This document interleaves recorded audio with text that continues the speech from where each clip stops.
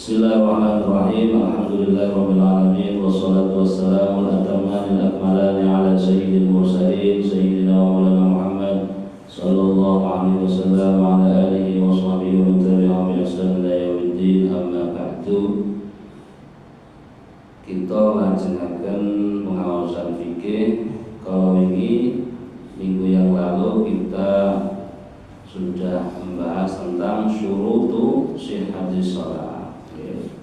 Syarat sahihul sholat. Saya mau bagi syarat sahnya sholat ada berapa? 6.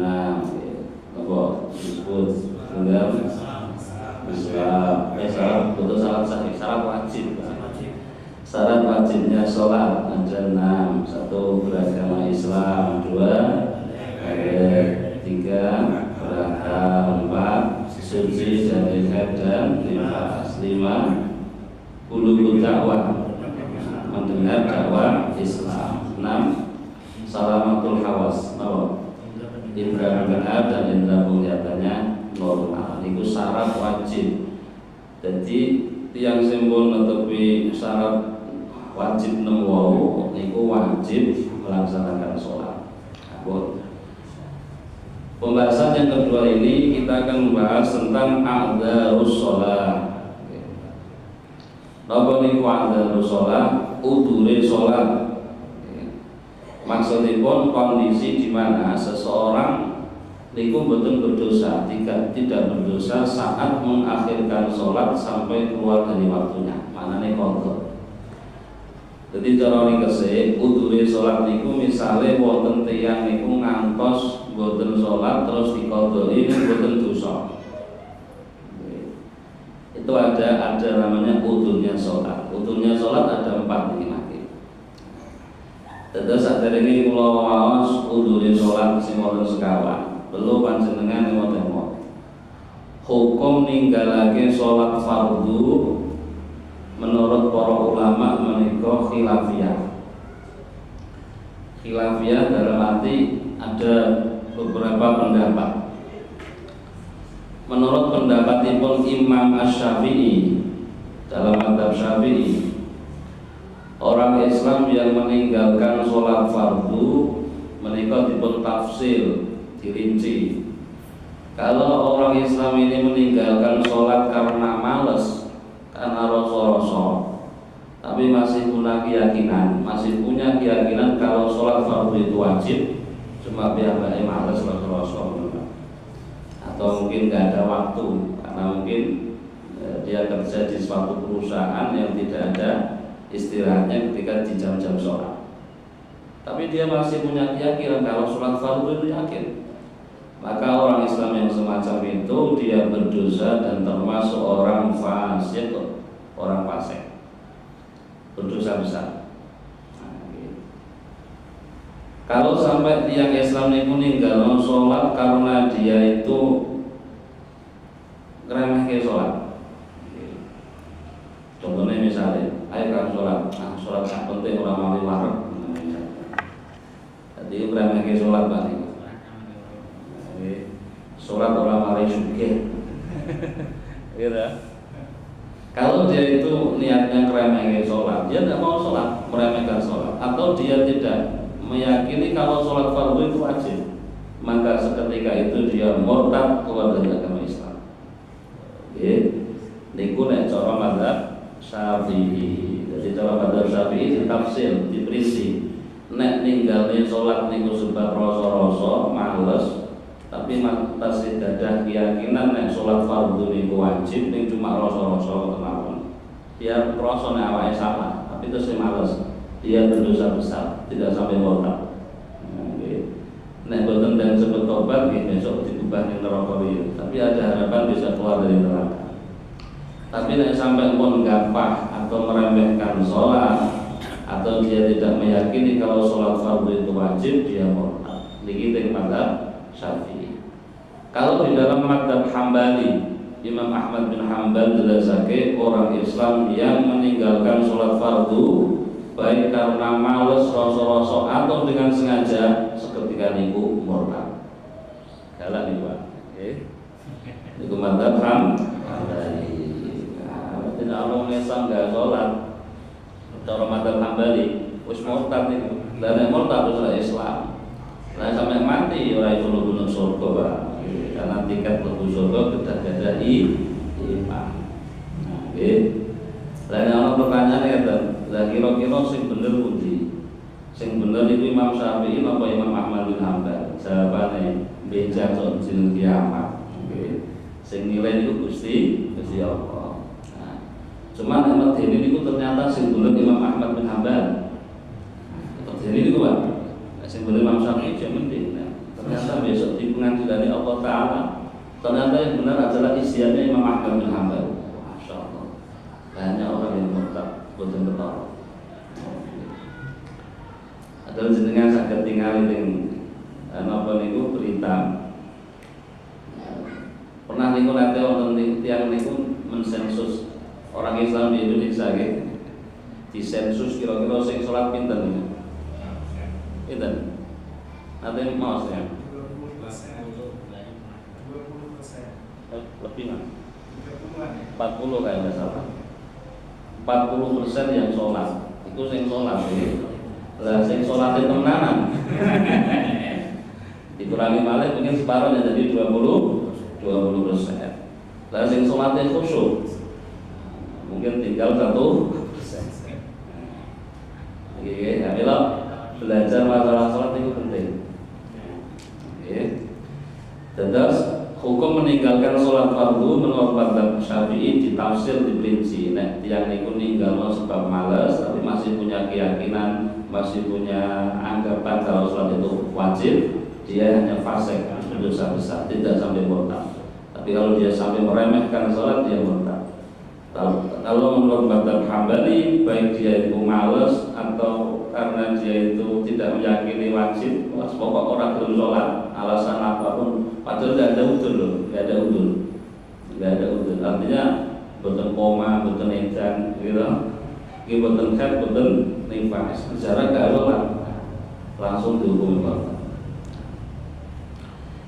Bon, niku hukum meninggalkan sholat kados ngoten. Kemudian hukum mengakhirkan sholat fardu ngantos waktunya telas, meskipun mbak sholat. Contoh misalnya ini, ulo sengaja mengulur-ulur sholat, sholat isya waktunya bersih berbuah, wayah ada isya, delok bar dhisik, gitu. Dan delok bar kesel, bariku ngoreng pos rondan dhisik, ngobrol ngopi udut atau jam 12. Bariku ngantuk. Itu ngantuk tangi-tangi wis adzan subuh. Berarti kan tinggal ke sholat isya to niku. Wajib qadha ta mboten? Wajib qadha. Wajib disauri, wajib qadha. Lamun tiyang sing nglampahi sholat qadha padahal boten wonten udzur niki hukumipun dosa gede, fasik. Bahkan Allah Subhanahu wa taala ngancam dateng sinten kemawon tiyang sing salat tapi sampai keluar dari waktunya. Allah taala dawuh fawailul lil musallin alladzina hum an salatihim sahun. Celaka bagi orang-orang yang salat. Lu salat kok celaka? Iya, alladzina hum fawailul musallin alladzina hum an salatihim sahun. Itu orang yang mengakhirkan sholat sampai keluar dari waktunya. Maknanya qadha. Terus sholat tapi qadha padahal tidak ada udzur. Dan itu diancam celaka. Wailun niku maknanya kabeh. Fawailun, wailun niku artinya celaka, bisa kita artikan wailun itu neraka, wail yang ada di dalam neraka jahanam. Jadi di dalam neraka jahanam niku wonten jurang. Jurang namanya jurang wail. Niku khusus kangge wong-wong sing gaene salate qadha padahal tidak ada udzur. Kalau ada udzur boten dosa. Berarti yang nanti kita bahas udzurnya salat. Jadi salat qadha tapi boten dosa boten manane wae. Terus kok ngodoi salat niku salat fardu menika hukumipun wajib. Wajib niki menurut empat mazhab Hanafi, Maliki, Syafi'i, Hambali semua sepakat mengqadha salat fardu hukumnya wajib. Tapi ada satu ulama yaitu di madzhab Dzahiri namanya Ibnu Hazm Al-Dzahiri, menurut beliau mengqadha salat tidak wajib. Mengqadha salat enggak wajib. Soalnya nopo saking gedine dosane salat sing ditinggalke diqadha niku sampai ra iso. Kulo ra perlu qadha tetep ra iso, tetep dosa. Misal Ibnu Hazm katanya sih enak tapi jebule niku malah galak itu Pak. Tapi dari cara madzhab kita, madzhab Syafi'i, madzhab mengqadha salat fardhu hukumipun wajib. Nah, kemudian tiang ingkang tasih gadah tanggungan qadha salat tidak boleh menyibukkan diri dengan ibadah-ibadah sunnah, apalagi hal-hal yang mubah.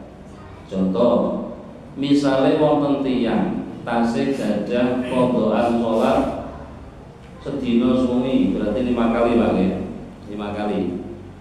Wah, jadi stres-strese kalau misalnya lagi pudruk-pudruke piyambake boten salat sampai seharian. 24 jam ora salat, berarti tinggal ke 5 waktu. Bagi orang yang semacam ini diharamkan, tidak diperbolehkan melakukan sholat sunnah saat dengan diqadha.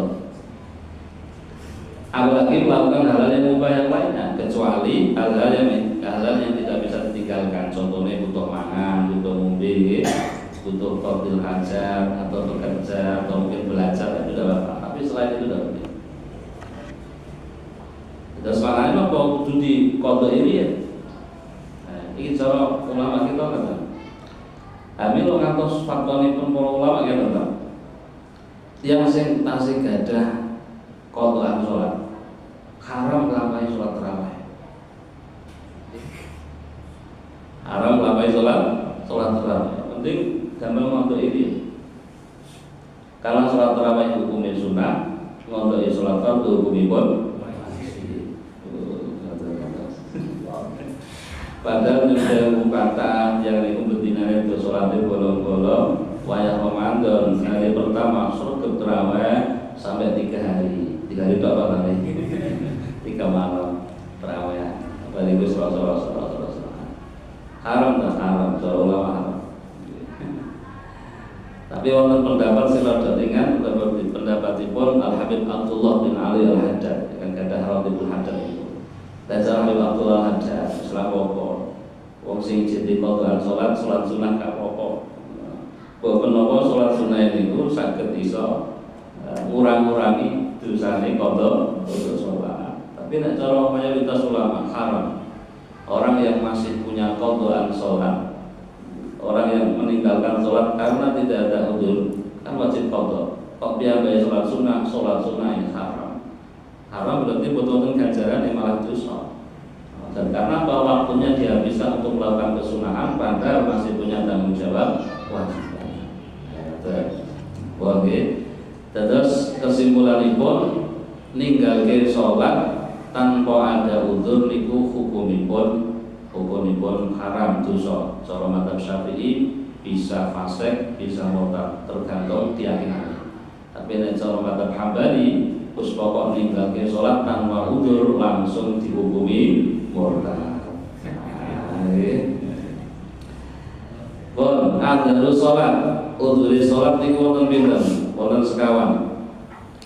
Adzarus sholati, udzurnya sholat ada 4. Yang pertama adalah an-naumu, ketiduran. Yang nomor 2 an-nisyanu, lupa. Nomor 3 al-jam'u, menjamak sholat. Nomor 4 al-ikrahu, dipaksa untuk mengakhirkan sholat. Terus nek wonten tiyang ninggalke sholat karena salah satu 4 alasan ini, dia tidak berdosa. 1 apa? Ketiduran. 2 apa? Lupa. 3 menjamak sholat. Menjamak sholat itu maknanya baik jamak takdim maupun jamak akhir. Katanya jamak akhir misalnya Pak, zuhur kali asar kan berarti dengan sholat apa? Zuhur di waktu asar tidak sesuai waktunya kan itu. Dosa kan betul, karena ada alasan menjamak takhir sholat. keempat karena dipaksa untuk mengakhirkan sholat. Nah, kita bahas satu persatu ya. Yang pertama adalah tidur atau ketiduran. Udhure sholat yang nomor pertama karena an-naum, ketiduran.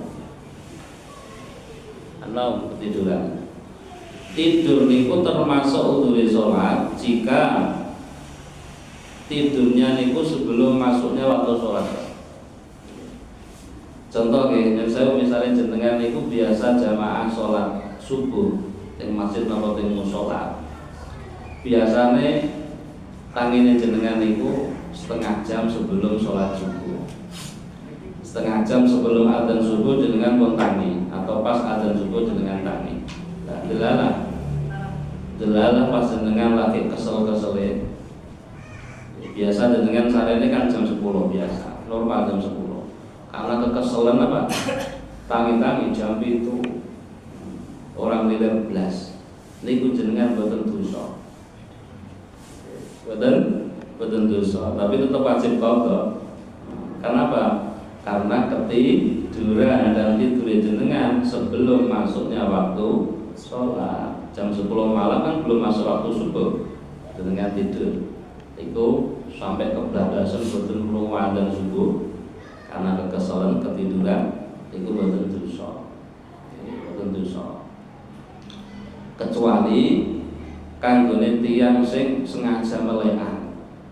Begadang, Pak. Begadang sampai jam 3. Bareng setengah 4 turu, tangi-tangi jam 09.00 ya dosa niku. Karena lumrah turu jam 10 ora iso tangi subuh. Oke, meskipun tidurnya sebelum waktunya sholat, tapi lumrah turu semono iku ora iso tangi subuh. Wong begadang semalaman. Nah, oke, dados niku termasuk kategori jarak. Termasuk itu jarak meninggalkan sholat. Dosa ora boten dosa. Meskipun tidurnya sebelum masuknya waktu sholat, tapi gara-gara begadang atau sholat. Tapi nek normalnya jenengan sare jam 10 atau jam 11 misalnya gitu. Biasa jenengan tidur jam 10, jam 11, setengah 4 bangun misalnya. Dan itu sudah berulang-ulang seperti itu. Dan ternyata saking keselnya awak, tangi-tangi jam itu betul dosa. Kenapa?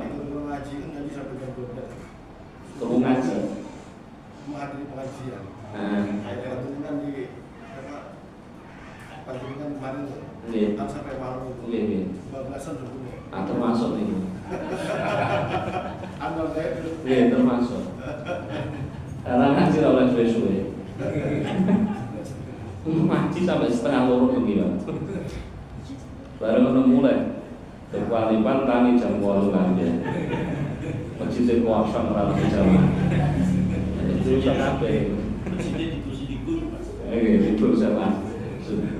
Oke.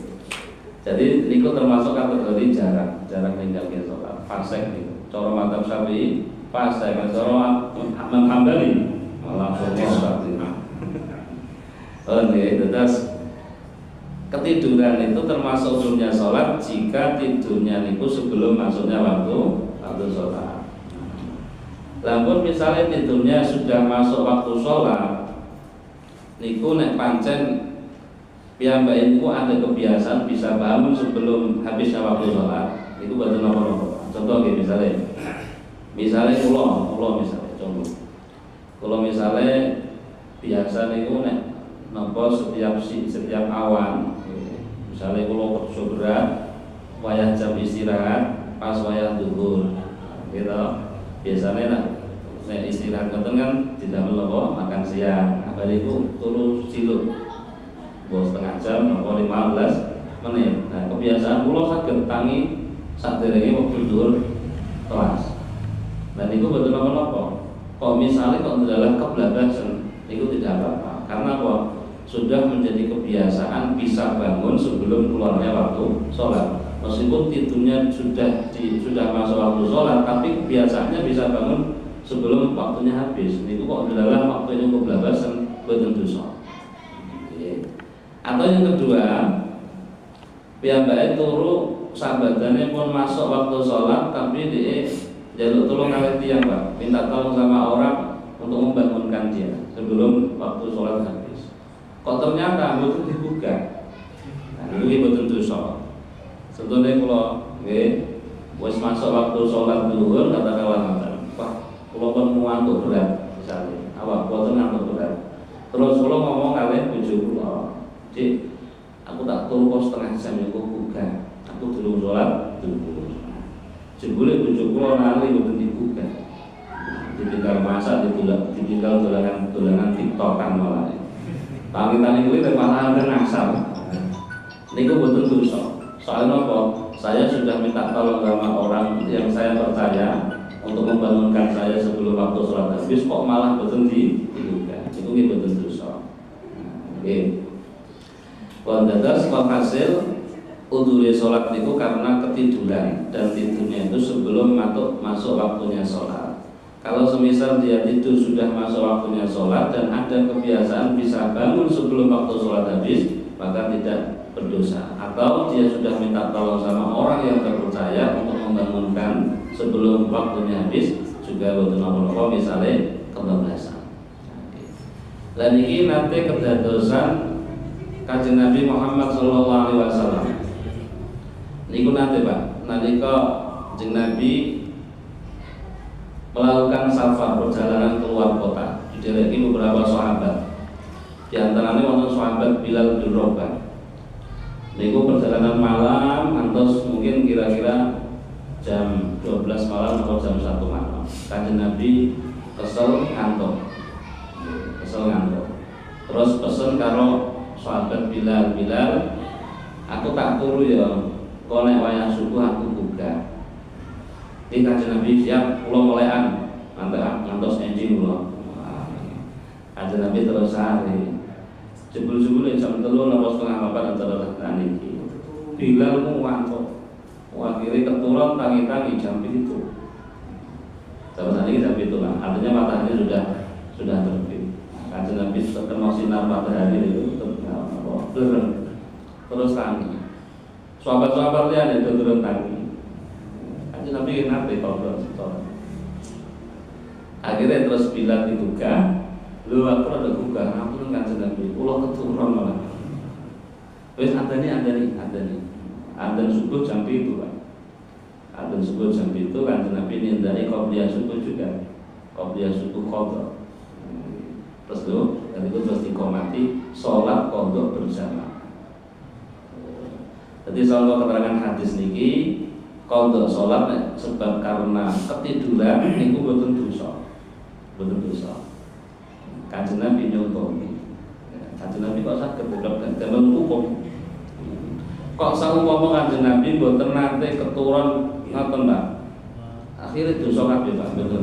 Wong sing gaene tangi jam itu jam 8 itu dosa terus kabeh. Tapi karena Kanjeng Nabi pernah disetting Gusti Allah tidak bangun waktu subuh, maka itu menjadi hukum buat keringanan kita sebagai umatnya sing kolo-kolo anu ngitangi kesiannya. Turun sampai itu jam 8 niku boten apa-apa karena ada alasan ketiduran.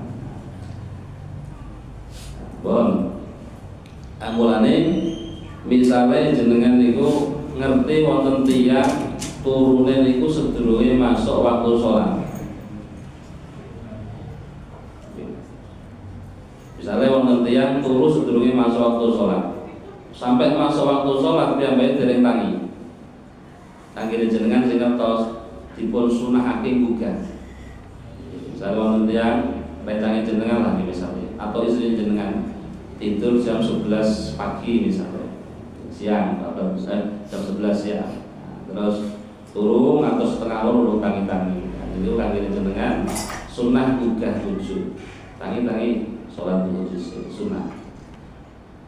Tapi kalau jenengan ngetos wonten tiyang sare setelah masuknya waktu sholat padahal dia belum sholat, maka kami jenengan wajib gugah saat dari waktu sholat kelas. Wajib. Jam 1 istri jenengan sare tidur setengah 3 atau jam 3 kurang 15 menit mengasap apa niku. Waktu dulu wis mentek jenengan wajib gugah. Tangi-tangi dulu wajib. Karena tidurnya setelah masuk waktu sholat. Ini kan yang sing ngerti.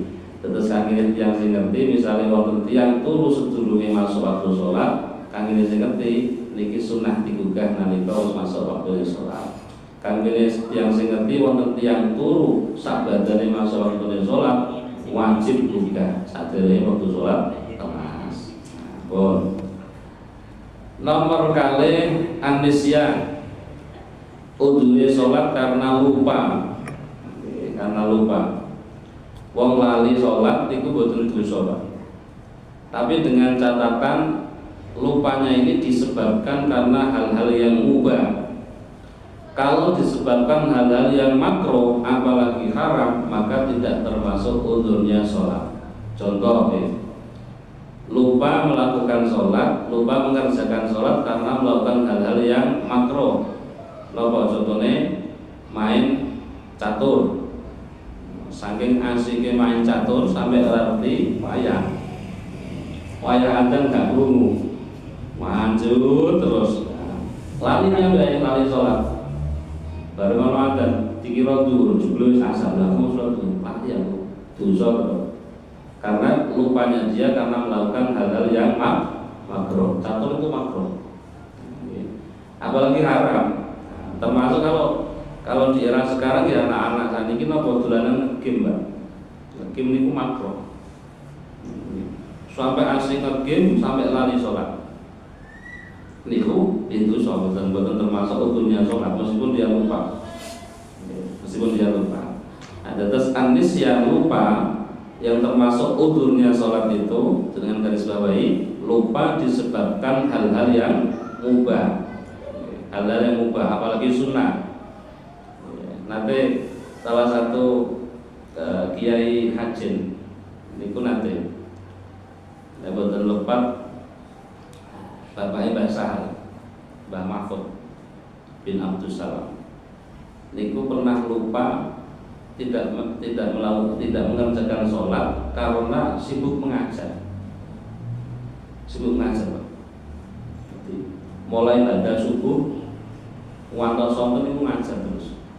Pas waktu siang yang baik itu lali suatu ngajar ini pindah rono ngajar santri ini buat neng apa pondok sampai asar nembe lali nembe eling dereng sholat dulu. Nah itu betul dosa. Kenapa?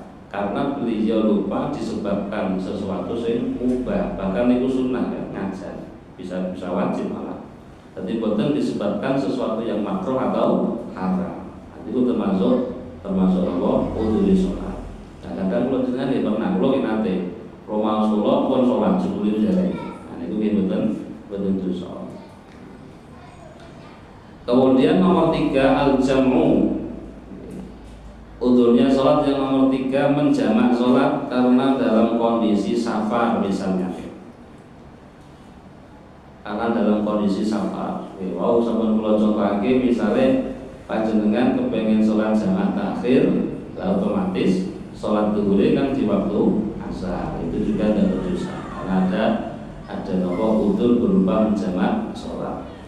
Yang nomor 4 al-ikrah, dipaksa untuk mengakhirkan sholat sampai keluar dari waktunya sholat.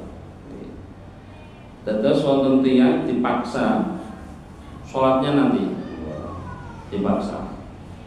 Sholat di awal waktu tidak oleh dipaksa. Wai sampai waktu entek. Niku boten dosa. Karena dipaksa. Tapi dengan syarat. Syaratnya wonten sekawan, Pak.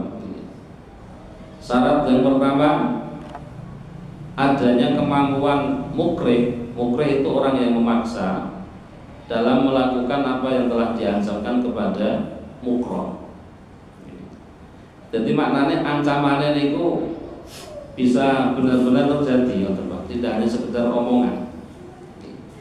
Contoh misalnya ini, wonten tiyang dibegal, begal yang betul pistol, karena itu mesti ditodong kenting sirahnya. Padahal itu wis wayahe sholat, yang baik dari sholat. Apa sholat gak oleh, wis serahno bareng-bareng kabeh. Iki nek diserahno kabeh, suwe-suwe akhirnya sholatnya waktu dia sholat telas. Nah, yang sing dipaksa kados ngoten niku betul-betul dosa. Orang yang dipaksa orang yang dinopo niku paksa untuk mengakhirkan sholat atau meninggalkan sholat namanya mukroh, yang memaksa namanya mukrih. Itu syarat yang pertama, adanya kemampuan mukrih dalam melakukan apa yang telah diancam kepada mukroh. Syarat yang kedua, tidak adanya kemampuan mukroh dalam menghindari apa yang telah diancamkan kepadanya atau kepada mukroh. Tidak adanya kemampuan mukroh dalam menghindari apa yang telah diancamkan kepadanya. Jadi kira-kira piyambake menghindar boten saged. Wong sirahe mau ditodong pesta. Kira-kira piyambake mlayu didol temenan. Nah niku berarti kondisi mukroh. Piyambake akhirnya boten salat, boten dosa. Tapi apa melayu boten saged jaluk tulung tiyang, jaluk bantuan tiyang nggih boten saged. Nomor 3, syaratnya adanya dzon atau dugaan dari mukroh bahwa jika si mukroh menolak ancamannya tersebut benar-benar akan dilakukan oleh mukroh. Jadi nek piyambake niku kira-kira melawan iso didol koman. Jadi piyambake ada dugaan seperti itu, tidak hanya sekedar ancaman, tapi niki ancaman yang tenan. Kemudian syarat yang keempat, tidak adanya tanda-tanda pilihan selain mengakhirkan sholat sampai keluar dari waktunya. Jadi si mukrih atau orang yang memaksa niki tidak memberi pilihan. Kalau ada pilihan, maka piyambake harus memilih supaya bisa sholat. Dan soal hasil ngeten. Udzur yang keempat, al-ikrah atau kondisi dipaksa niku bisa dibenarkan. Dia meninggalkan sholat atau mengakhirkan sholat sampai waktunya sholat habis niku dengan syarat 4 niku. 1, tidak adanya kemampuan dia untuk melakukan apa yang diancamkan oleh dia. Terus nomor 2, tidak adanya kemampuan mukroh, orang yang dipaksa dalam menghindari dari ancaman itu, menghindar boten saged. Terus ada dugaan kuat piyambake nek kapan melawan tetap kalah. Terus yang keempat, tidak adanya tanda-tanda pilihan selain itu. Nek pun netepi syarat 4 niki, orang yang dipaksa niku boleh mengakhirkan sholat sampai keluar waktunya. Nah, kalau kita niki jarang sih keempat ini. Terus kula wangsuli malih, adzharu sholat, orang meninggalkan sholat itu tidak berdosa. Alasan yang pertama karena ketiduran. Nomor kali karena nisyan, karena lupa. Nomor 3 karena ada kepentingan untuk menjamak, ada keperluan untuk menjamak sholat. Kemudian yang keempat, dipaksa untuk mengakhirkan sholat sampai waktunya habis. Wazada ba'duhum isnaini. Yang ini dipun sebutake sebagian ulama nambahke 2 udzur sholat. Bukan sekawan, ditambah kali berarti ini 6. Liman khafa fawatil wuquf. Liman khafa fawatil wuquf bi Arafah. Kanggone tiyang sing khawatir ketinggalan wukuf di Arafah. Kanggone tiyang sing nindai haji khawatir ketinggalan wukuf di Arafah, itu boleh dia meninggalkan sholat, tapi tetap wajib diqadha. Sebabnya apa? Wukuf di Arafah itu tanggalnya itu tertentu. Gimana kok tanggal itu 9 Dzulhijjah. Nah kira-kira piyambake kok mangka akhirnya telat, yo haji ini boten sah. Karena al-hajju Arafah. Jadi inti ritual haji itu adalah wukuf di Arafah. Kalau wukuf dia nggak ikut wukuf di Arafah, maka hajinya tidak sah. Karena dia ketinggalan, Pak. Wah, ngejar waktu bicaranya saudara wukuf di Arafah. Nah, sampai akhirnya piyambake ninggal ke sholat. Nek kapan dia sholat ketinggalan dari sholat wukuf di Arafah, dia boleh meninggalkan sholat demi mengejar bisa wukuf di Arafah. Mana dibiayai biayanya puluhan juta, bahkan haji plus ratusan iso tekan 300 juta haji full, dan boleh malah boten derek wukuf. Akhirnya boten untuk titel haji. Niku kenging ninggalke sholat, termasuk udzure sholat dengan alasan ngejar ketinggalan supaya saged wukuf di Arafah. Terus nomor kali ini kita menyebut sebagian ulama termasuk udzure sholat munqidu musyrifin alal halak, nyelamatkan tiang sing berarti terkena kebinasaan ya bahasa ini. Contohnya kata contoh, dicontohkan memiliki misalnya jenengan ajeng sholat, waktunya pun mepet. Ternyata tiba-tiba ada orang buta jalan di sebelah jenengan, meh kecemplung sumur. Buat bapak-bapak yang kecemplung sumur, akhirnya jenengan boten sido sholat, nulungi tiang buta niki. Jenengan boten tulungi sido kecemplung sumur tenang. Niki jenengan akhirnya kok sholatnya jenengan akhirnya metu saka waktune niku boten dosa. Sebab dalam rangka nyelamati tiyang sing ajeng binasa, ajeng celaka lagi, halangi celaka. Pun kitu musyrifin ala dzaka.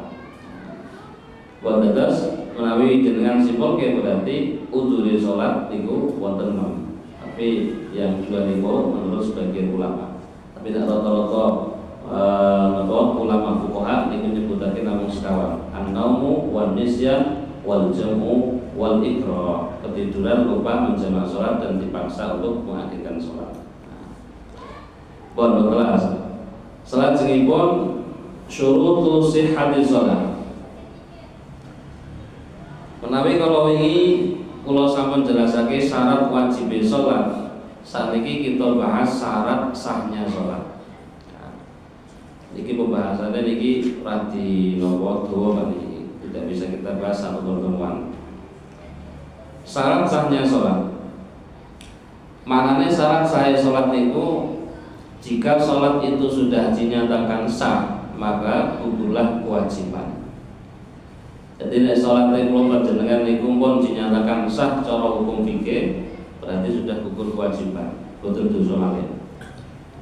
Tapi nek masalah urusan ditampa ta mboten, apakah sholat kita itu diterima atau tidak oleh Allah Subhanahu Wa Taala, kita tidak tahu. Karena hakikatnya amal ibadah manusa niku ora ana sing ngerti antarane diterima kaliyan ditolak. Ada sholat kula jenengan, poso Ramadan, zakat, infak, sedekah, lan sanes-sanesipun kita tidak tahu apakah itu diterima atau tidak. Itu hak prerogatif Allah Ta'ala. Jadi tidak ada satupun amal ibadah yang bisa dipastikan bisa diterima Allah Ta'ala. Betul saja. Illa sholat ala Nabi, kejaba sholawat datang kanjeng Nabi Muhammad sallallahu alaihi wasallam. Tapi nek maca sholawat niku mesti ditampa. Jadi satu-satunya amal ibadah yang pasti diterima Allah Ta'ala itu baca sholawat. Sholat, poso, zakat, maca Quran, dzikir liyane sholawat niku imma maqbulah wa imma mardudah, bisa diterima bisa ditolak. Tapi nek sholawat fa innaha maqtu'un bi qabuliyah, pasti diterima. Nggih. Alilo kula panjenengan usahake gadah amalan maca sholawat. Niku cara hakikate ngoten. Jadi cara hakikate ngamal ibadah niku mboten wonten tiyang sing ngertos antara ditampa kalih diterima.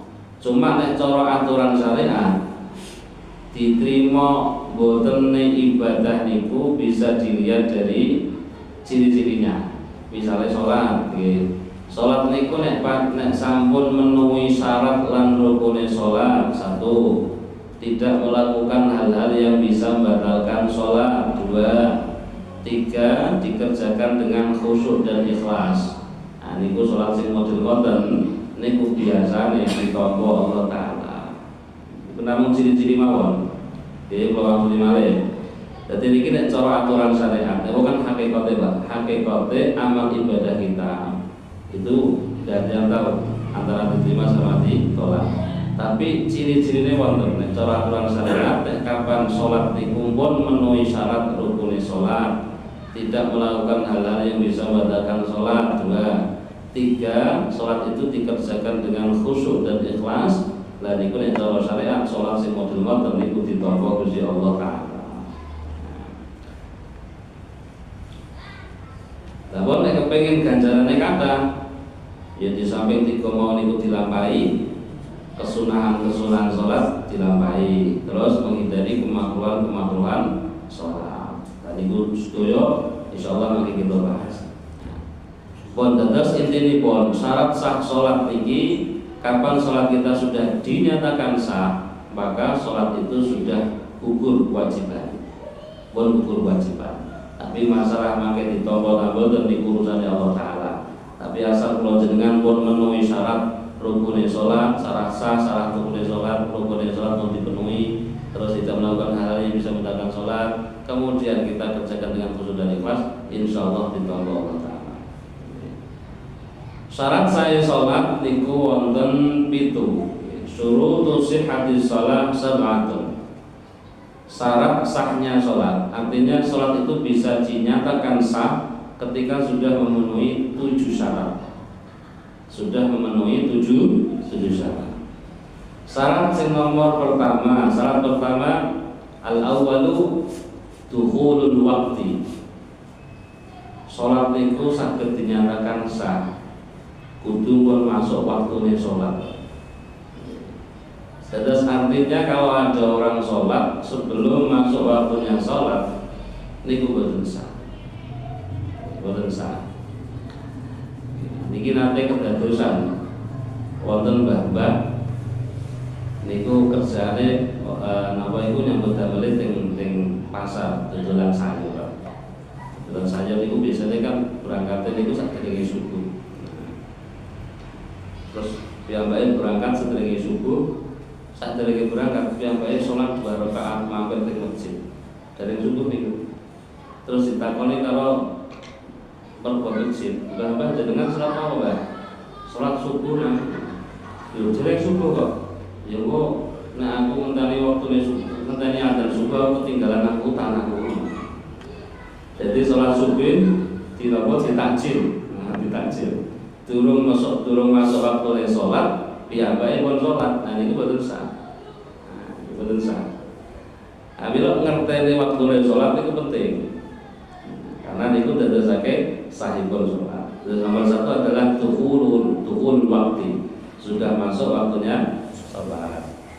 Nomor kali syarat sahipun sholat istiqbalul qiblah, harus menghadap kiblat, harus menghadap kiblat. Terus nomor 3 at-thaharatu anil hadasain, suci dari 2 hadas, hadas kecil dan hadas besar. Nomor 4 at-thaharatu anil najasah, suci dari najis, fisaubi, baik pakaiannya, wal badani, tubuhnya, wal makani, tempat yang digunakan untuk sholat. Nomor 5 satrul aurati, harus menutup aurat. Nomor 6 al-ilmu bi fardiyatiha, mengetahui bahwa sholat itu hukumnya wajib. Nomor 7 alla ya'taqida fardhan min furudiyah sunnah, tidak meyakini salah satu dari rukun sholat diyakini sunnah. Oke. Kalau maksudnya malih syarat sahipun sholat itu wonten 7. Setunggal nawa sudah masuk waktu sholat, kemudian menghadap kiblat. 3 suci dari hadas, 2 hadas. Kemudian 4 suci dari najis, baik pakaian, tubuh dan tempat yang digunakan untuk sholat. Nomor 5 menutup aurat. Nomor 6 mengetahui bahwa sholat itu wajib. 7 tidak meyakini salah satu dari rukun sholat diyakini sunnah. Kalau kita bahas satu persatu setelah sholat. Dukhulul waqti,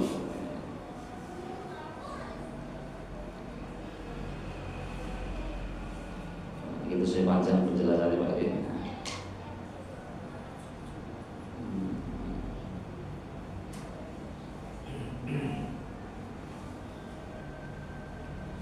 Kemudian nona ya, itu saya panjang penjelasan penjelasan. Pada saat ini pun pulau tutup, pulau simpul lagi, pengawasan dalu menika.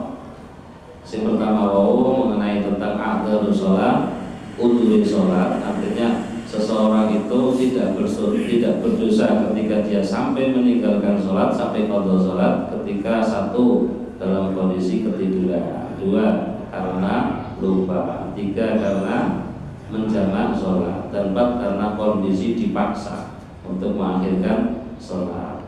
Kemudian syarat sahnya sholat itu ada 7. Yang pertama adalah masuknya waktu sholat, sudah masuk waktu sholat. 2 Sholat itu harus menghadap kiblat. 3 harus suci dari 2 hadas. 4 harus suci dari najis, baik pakaian, badan, dan tempat yang digunakan untuk sholat. Nomor 5, syarat sahnya sholat harus menutup aurat. 6, mengetahui bahwa sholat itu wajib. Yang 7, tidak meyakini salah satu dari rukun sholat diyakini sebagai sunnah.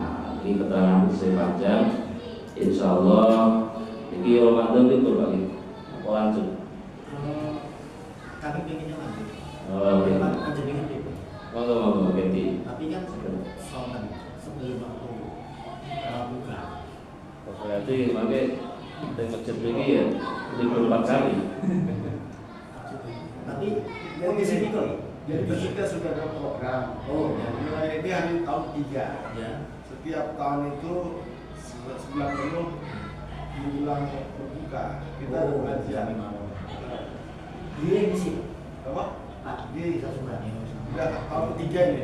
Gimana napa minta izin sama pengurus ini libur 4. Empat. Ampun kan sudah. Monggo silakan dicoba. Ini makanya saya kerja depan itu lo kantongnya setengah. Tapi kan yang jelas sang masjid pun nempuh berarti kami sore di sini gitu ya. Ada. Monggo. Ada nah. Nanti saya sampaikan. Berarti seminggu sekali tetap ada. Nah setiap sore kan harus saja.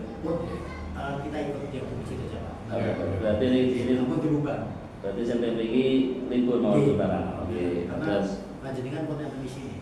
Oke. Terus maaf minta waktu sebentar Pak. Karena ini amanah. Ada pertanyaan dari teman.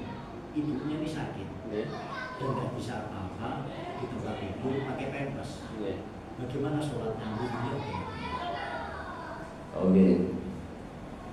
Niku tetap sah-sah kerja lagi dalam arti itu karena dia itu sholatnya belum memenuhi syarat sahnya sholat. Jadi syaratnya kan harus at-thaharatu anil najasah, harus suci dari najis gitu. Karena dia itu masih dalam kondisi membawa najis pempes itu tetap sholat. Sholat ini itu disebut sholat di hurmatil waktu.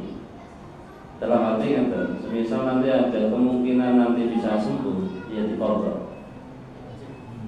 Tapi tetap sholat ya? Tetap sholat. Dengan keadaan masih ada kekayaan. Iya, meskipun pakai kemas tetap sholat. Tapi nanti dihitung, misalnya dia sakitnya seminggu, setelah sembuh ya seminggu dikorban. Tapi korbannya ini betul dosa, tidak berdosa. Tapi kalau semisal tidak ada harapan untuk sembuh, tidak. Nah, sebagai semisal tidak ada harapan untuk sembuh, tetap sholat sebisanya, sah-sah gede dan tidak wajib dikodok nanti misalnya ternyata keburu meninggal misalnya keburu meninggal, kan berarti sholatnya itu belum memenuhi syarat sahnya itu. Nah, itu tidak harus dikodok. Artinya anaknya tidak harus dikodok atau keluarganya tidak perlu dikodok. Jadi intinya pun tetap sholat, selama akalnya terus apa? Masih sadar wajib melaksanakan sholat dan tata tarawih sholat. Ini kemarin kita bahas ini kalau bisa berdiri ya berdiri, kalau nggak bisa ya bisa duduk, bisa tidur apa miring ya atau tidur normal. Pokoknya sadar tetap melaksanakan sholat. Sama? Sudah boleh Pak. Oke. Jadi dengan nanti kejadian ini pas sebelah itu, beliau jatuh terbentur tembok. Gara-gara ngantuk. Bukan sholat darahnya turun. Nah, saya sebelahnya. Apa yang harus saya lakukan? Karena pada saat itu saya tidak membatalkan sholat. Busakah saya Pak? Sebelahnya. Kalau bisa ditolong dengan cara tidak sampai membatalkan sholat, ini perlu ditolong. Kalau bisa, misalnya mungkin dengan tangan satu, nah ini sakit, tapi kalau misal tidak bisa membantu ya tidak wajib membatalkan, tidak boleh membatalkan sholat juga, tidak wajib. Ada. Namanya kejadian ini Pak. Terus dengan perlu kita betul. Bukan keluar langsung terus sholat apa? Sebelah itu loh. Kalau tanggal tinggi kan, kalau bisa membuatkan itu. Karena kita membatalkan sholat itu, sholat fardu lagi. Membatalkan sholat hukumnya tidak boleh, haram. Sholat fardu, kecuali yang boleh cuma satu, nopo.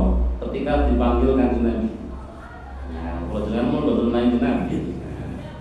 Jadi zaman dia sahabat itu kalau sholat fardu, meskipun sholat fardu dipanggil Kanjeng Nabi wajib membatalkan sholat dan harus langsung segera meninggalkan sholat malam Nabi. Tapi kalau sholat sunnah itu kalau panggilannya itu panggilan yang wajib dipenuhi. Dalam arti kata misalnya wonten anak nembe sholat duha, misalnya sholat duha itu kan sunnah kan. Kemudian tengah-tengah sholat nembe angsal 1 rakaat diundang ibu ninangan tumbasi gas, wajib batalke sholat. Sebab apa?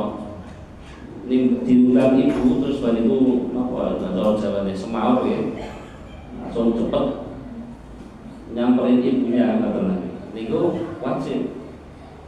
Tuhanan sunnah. Tapi ame kok terus napa nurusno salat sampai rampung malah haram gitu. Tapi kalau sholat fardu tidak wajib, bahkan tidak boleh. Meskipun dipanggil ibu, dipanggil bapak, tidak boleh. Hanya satu yang boleh dibatalkan ketika dipanggil Kanjeng Nabi. Iya, kan sering banyak kejadian. Kalau berjamaah fardu, kemudian ada seperti penusukan apa itu kan banyak yang juga langsung membatalkan.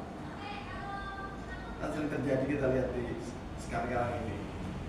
Tiba-tiba orang langsung batal. Oh betul. Niku mangke ngapa? Masuknya di pembahasan sholatul khauf termasuk. Jadi tidak membatalkan tapi boleh menyelamatkan. Jadi meskipun dengan gerakan yang banyak Pak, tidak batal.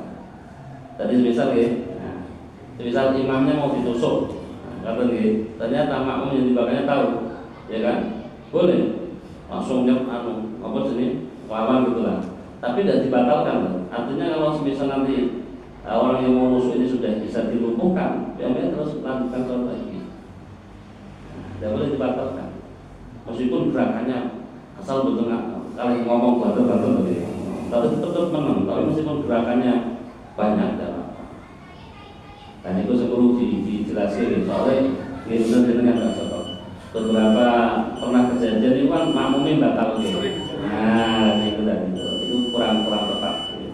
Jadi yang betul tetap berusaha supaya tidak ada yang terjadi penusukan tapi tidak sampai membatalkan sholat. Kita terus ya sami misalnya jenengan tengah-tengah jamaah bariku nyuruh sewu purposi boten ada salah satu motor yang mau dicuri ya, ada motor jenengan sholatnya di pinggir piku kan ngerti ya lakukan kita niku jenengan boleh langsung ngejar pencuri niku tapi jangan dibatalkan sholatnya kejar bahkan dengan takui akhirnya lumpuh selesai terus berikut ada warga yang rubuh jenengan lanjut sholat balik. Jadi tidak sampai membatalkan sholat. Nah, itu sama disamakan dengan sholatul khauf ketika peperangan. Itu insyaallah nanti kita bahas seputar tentang sholatul khauf. Oke. Dadas karena pulau ini kan super bis malam. Setiap pulau perjalanan nilai sering pulau jam. Ini gua angsal. Setiap hari loh. Kecuali kalau naik balik terpilih pulau jam. Tapi naik terpilih pulau perjalanan itu sering pulau jam. Asal. Sering pulau nanti ditangkuti pertanyaan kados pertanyaan jenengan.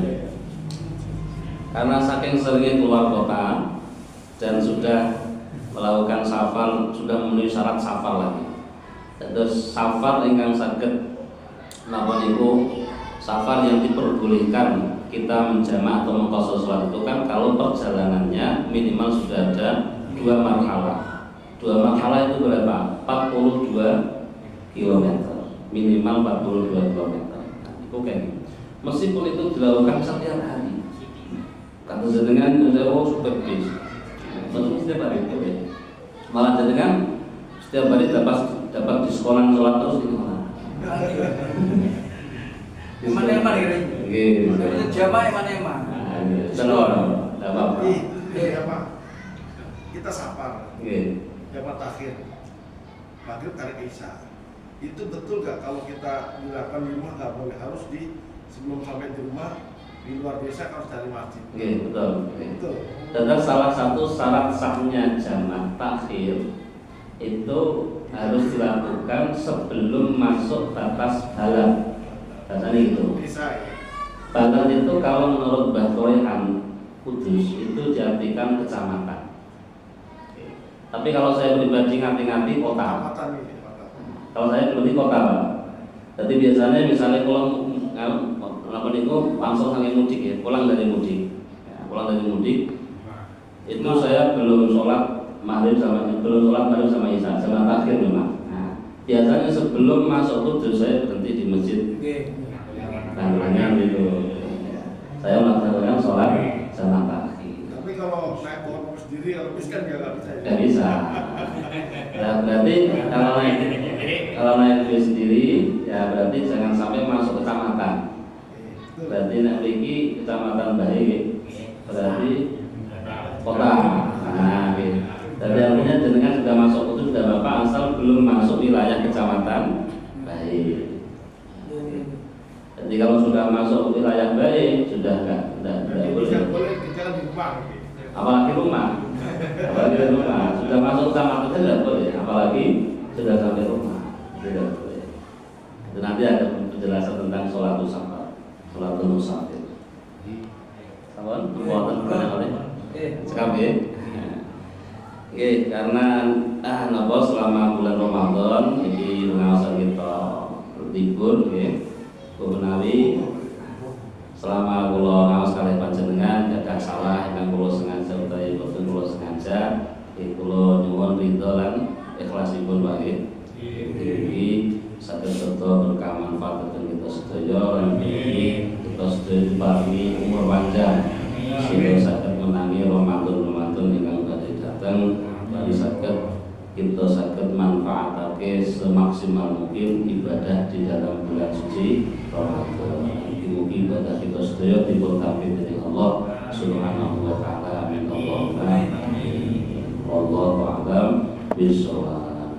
Maulaya sholli wa sallim iman abada ala habibika khairil khalqi kullihim huwa habibul ladzi turja syafa'atuhu likulli hawlin minal awwali muqtahimi ya Rabbi bil Mustafa balligh maqasidana waghfir lana ma madha ya wasi'al karami. Subhanakallahumma wa bihamdika asyhadu an la ilaha illa anta astaghfiruka wa atubu ilaik. Assalamualaikum warahmatullahi wabarakatuh.